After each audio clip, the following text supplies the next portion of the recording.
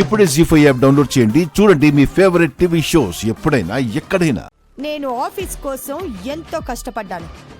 అలాంటి నేను ఒక 10 లక్షలు తీసుకుంటే అనరాని మాటలు అన్నారు. ఈ ఆఫీస్ కోసం ఏ పని చెయ్యని సీత 2 లక్షలు తీసుకుంటే ఎవ్వరూ ప్రశ్నించలేదు. బాలాజీ వాళ్ళ అబ్బాయికి యాక్సిడెంట్ అయిందని సీత డబ్బులు ఇచ్చానని చెప్పింది కదా పిన్ని.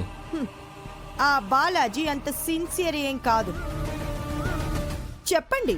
అవును సార్, అతను ఇంతకు ముందు ఎన్నోసార్లు ఇలాంటి అబద్ధాలు చెప్పి డబ్బులు తీసుకున్నాడు.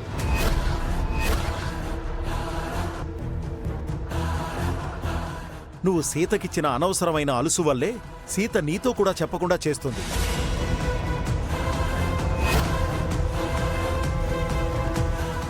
ఎందుకిలా చేసావు సీత? ఈ మధ్య నువ్వు చేసే పనులేం బాగలేవు.